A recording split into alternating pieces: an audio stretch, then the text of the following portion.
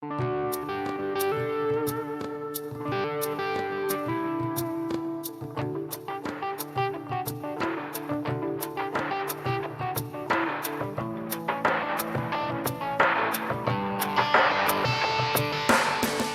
back to Restless. My name is Father Joseph Gill, priest of the Diocese of Bridgeport, and you've joined Paul, Lauren, and Diane as together we young adults seek the face of Christ restlessly in the midst of today's crazy, mixed up, and rather steamy hot world, as today was the hottest day of the year. So far. It's June as we're recording this. But that's okay. We turned the AC off so we could have a good recording session. And so we could talk about Our Lady. So a few episodes ago, we talked about Jesus and some of our favorite traits of Jesus. And we actually had intended to talk about Jesus and Mary, and we ran out of time because there's just so much to say about our Lord. But now let's talk about Our Lady, because I bet we can fill an entire episode with what we love about Mary. So what do you love about Mary?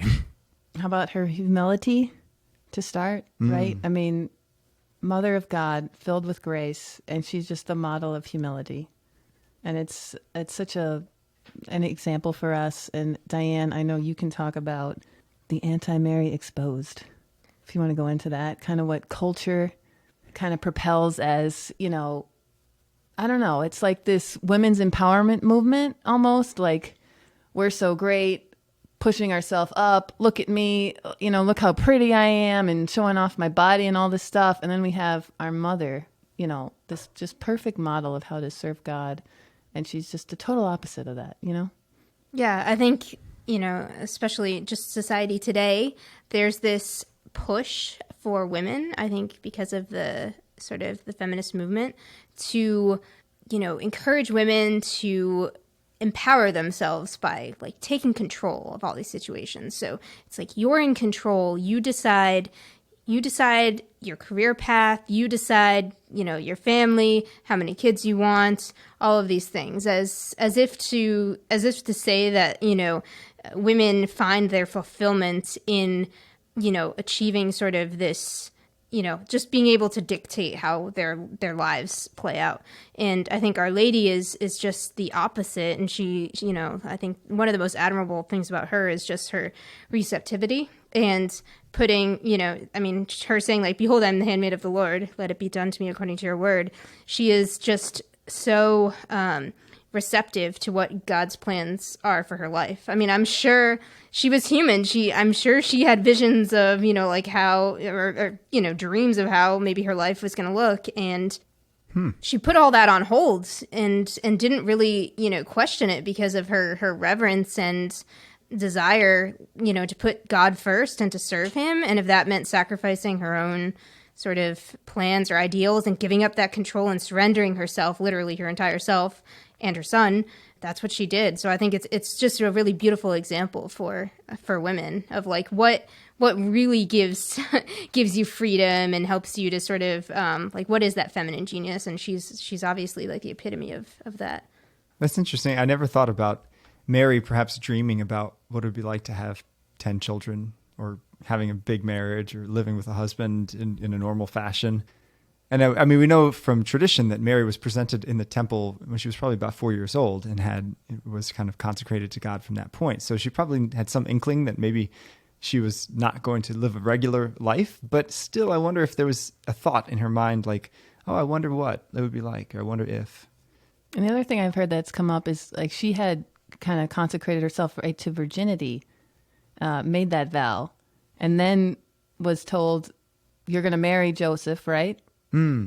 So, she's saying, well, how? Or her and Joseph must have talked about it, right? Before their betrothal even. Like, this is a vow I made. I'm consecrated to God. And I think as we're learning more and more about Joseph, I think we can say that he would have understood that and respected it, and known that that was God's plan for him as well, which is kind of beautiful to imagine, and also like so backwards from society, right? Like how people treat and use sex today, Yeah. And then she's told, right, you will be filled with the Holy Spirit to bear a son. Well, I guess she's told you will bear a son. And so she's saying, how? Because I've never known a man, right? Or I will not know a man. Like this is something permanent. I've made this vow to virginity, and then accepted that grace, I think, of, this will be the Holy Spirit that does this, and I'm the mother of God. Like, how remarkable. And how do you comprehend that? That's why I think it says in Scripture so often that Mary pondered these things in her heart. Mm-hmm. Because I don't know if you've ever had an experience in your life that was just so out of the ordinary that you just had to sit and think about it for a little while. I mean, perhaps like when I had the blessing of helping with an exorcism, there were many times that I was like, I just got to think this through. like I just saw the devil manifest During himself. or after?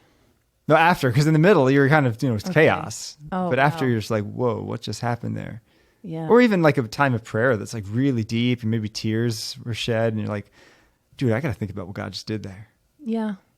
And I think there can be also, you may have this experience of grace, and it could be in a very positive way, like a deepening of your spirituality, and you feel God on a new level, and it's so joyful in the moment or beautiful. And then, like you said, later in that day, you can reflect on that joy.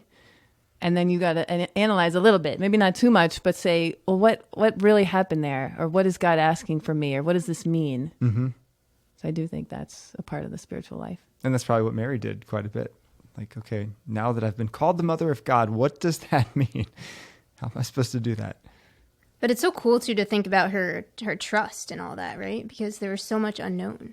I mean, I used to, when I was younger, just kind of think like, oh yeah, reading the Gospels and everything, she knew everything that was going to happen and all of these different things. And I mean, she didn't, but she had that sort of like courage and peace and trust. I'm sure she was the type of person that you walk into the room and she just like embodied peace, So I think it's pretty remarkable for all of the things that she went through, to have that steadfast trust and obviously the peace that flows from it. Mm-hmm. Great. I've really enjoyed listening to all of you speak right now. It's actually really, it's entertaining. I hope our listeners feel the same way. Yeah. Exactly. No, I've just going for. enjoyed. I don't really want to say much. I just want to keep listening, but That's I'll fine. say something anyway. You don't because have that's to. what I do. That's why we pay you to be here. Oh yeah, paid, right? So I think the thing I was just pondering, I mean, in addition to what has been said, which is all very relevant and extraordinary, is generally when we see Mary depicted in art, Christian art, it's the coronation of Mary in heaven, Assumption, a very maybe peaceful nativity type of scene, Madonna and Child, something like that. But I always think about that she's also a mother to Jesus, especially in the early, which is so important at the early part of any child's life, and just the moments that we see her just being a mother, and it's probably. It's like if you think about it as just different than this, and more angelic depictions of her. It's like finding Jesus in the temple, or the wedding feast at Cana, or even at the foot of the cross, and weeping. It's just that embodiment of motherhood too. It's just so in a very pure way is very admirable, or something to be in awe of. One of the greatest books I've ever read, which I highly recommend to everyone, is The Life of Mary According to the Mystics. It's a kind of a compilation of many of the visions that people like Anne Catherine Emmerich have had about Our Lady. Really fascinating, just kind of see some of the behind the scenes of what Mary went through and her remarkable just demeanor. And one of the things that's always stood out for me with Mary is that, Mary was perfect. And okay, so the Holy Family, we kind of picture Mary and the Holy Family, but Mary also had to deal with other people. She had to go to the market. She had family. And how do you deal as a perfect person with imperfect people? Because that's something that I've wrestled with because I'm perfect. I mean, not because I'm perfect. No, because something I've wrestled with because, I've kind of tried to live my life in accordance with God's commands and sometimes had to, befriend or minister to people who are living completely different lives. Like, how do you keep that humility in the spiritual humility? Because spiritual pride is probably even more dangerous than regular pride. Thinking, oh, look, I'm holier than you. But Mary was able to have these conversations without saying, hey, look, I'm the mother of God and I'm perfect.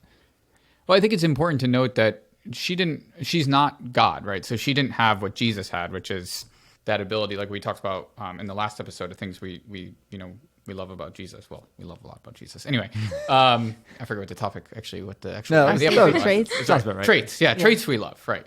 More specific. And so so she wouldn't have had like that.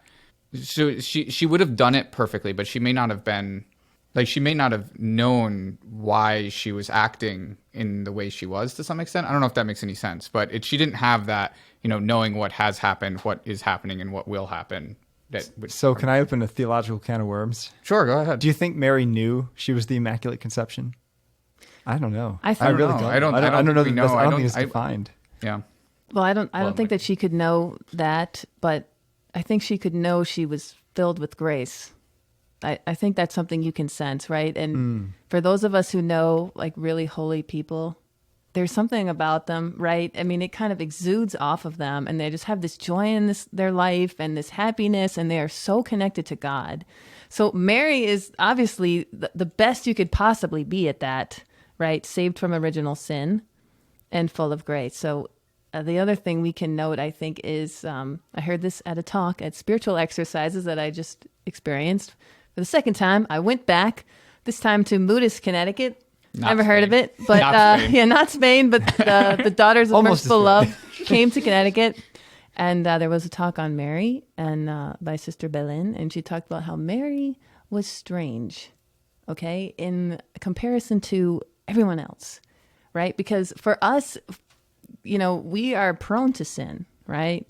We have this concupiscence, right, where it's just kind of natural for us. If someone, starts to say, "Oh, Diane, oh yeah," and then "Oh yeah, Diane," da da da. Meanwhile, Diane's great and perfect, right? But someone will say this little thing, and then you just fall into it, right? Because it's what we do. Or easy example: someone tells a dirty joke, and you laugh.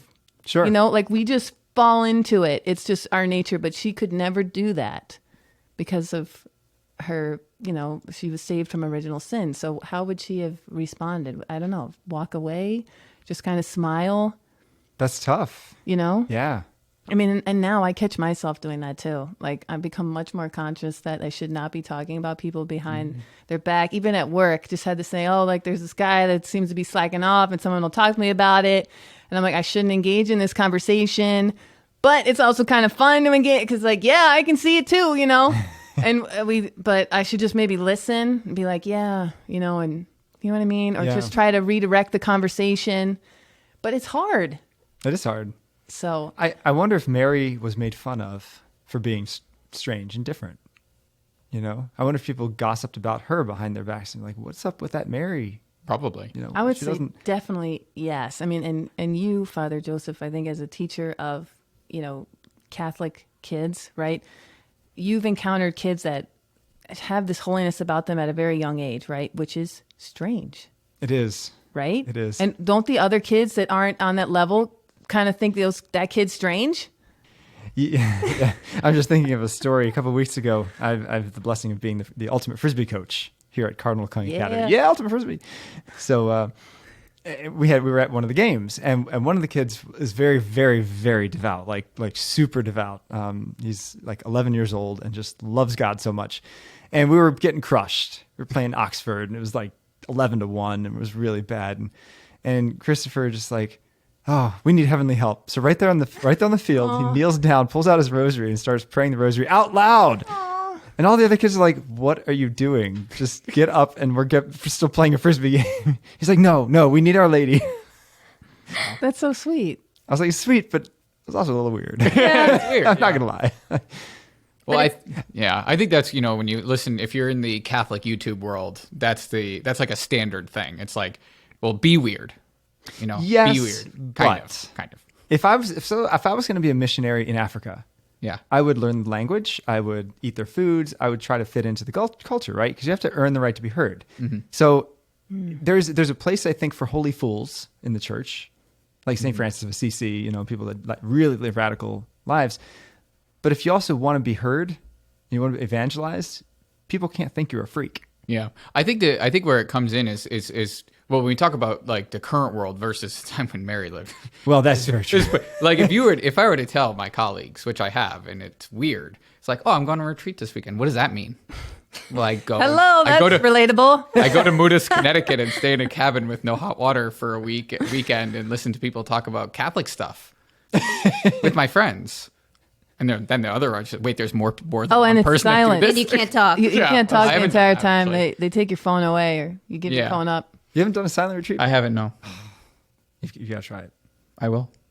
You should. I will plan to. Everyone listening, don't be afraid for a silent retreat. Once you like connect with God, Yeah, you're good. It's pretty awesome. Like you Yeah. don't need to talk. You don't need the phone. Yeah. Any case, so yeah, that's true. That's That- weird, and I'm okay with that. Like that's one of the weird. Like I'm okay being weird in that respect. Yeah. Yeah. That makes You know, sense. so I think that's where I'm coming from.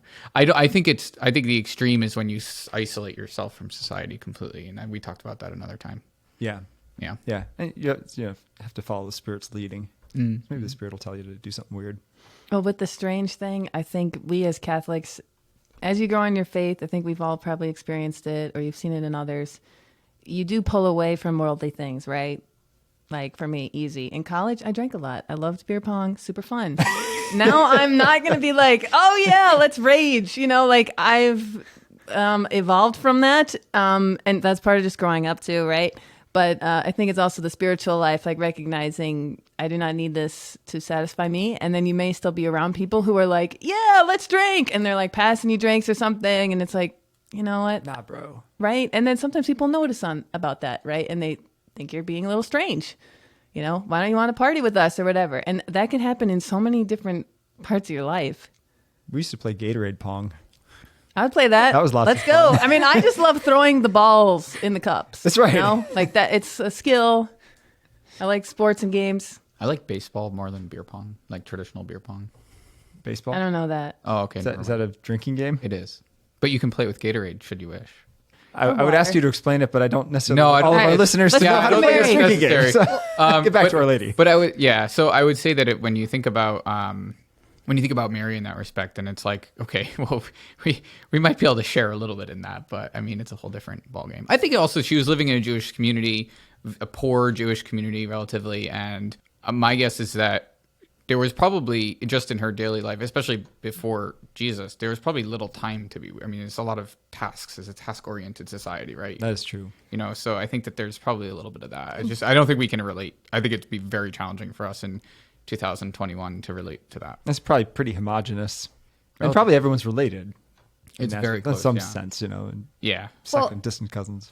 Just another thing. I mean, so we had Father John Connaughton come to our women's study to talk about, we're reading The Reed of God by Carol Houselander. And, you know, some of the women were expressing their difficulty in having a relationship with Our Lady, just because they see her as this, you know, like non-human, essentially, because she's perfect and just not relatable. But Father John, I mean, he said something so profound, like this is how kind of like warped we are from the stain of original sin, is that, you know, she is like the epitome of what it means to be human. Like she is humanity at what it's supposed to be, like what God made humanity for. So this strangeness that we perceive in the holiness of other people or in Our Lady is like, it's almost so messed up, you know, because like this is what God actually made us to be like, and we're not even like close. So that's why it appears strange, you know, because it's so difficult for us to kind of like emulate that. But she is the example of what really, like, how you live a fulfilled human life. Yeah. So True. Very profound. Thank you for saying that. I have another thing that struck me from the talk is Mary never said no to God. And you think, well, of course, because it's Mary. But then when you put it on yourself, you're like, well, how often do I say no to God? Right? Like, oh, I should go to adoration, but I'm tired and I worked a long day and I want to go eat dinner. Or, oh, I should say this prayer for this person. It's like, oh, I'll pray for them tomorrow. Right? Like we make excuses all the time of different types. Like, oh, I'm too busy, or I'm too this or too that, or I'm not good enough. I can't do that. Or, I don't know enough to do that. Whatever God may be asking us to do, it's just so natural for us to come in with a no and then maybe have to convince ourselves of a yes. But she just always said yes. yeah, and it's such an example of like the extent of her love for God, because it's very easy to say something, but even Father Mike Schmitz he did a great homily for Corpus Christi, and you know, he was basically talking about the Eucharist and like the lack of belief as really stemming from a lack of love, because love requires sacrifice, is what he was saying. And that, you know, like if you were going on a trip or whatever, and you had to get up, and you knew that you had to get up at like you had to go all the way across the island. You had to get up at 4:30, take a ferry, hike up a bunch of mountains to get to this place. But it was something you really wanted to do. You would be willing to do it. But are you willing to do the same thing to go to Mass, to receive the Eucharist? And that's convicting, of thinking about things in that sense. But obviously, like Lauren, what you're saying, that she never said no. That's how deep her, her love for God was. She was willing. It didn't matter if it costs, because that's what love is.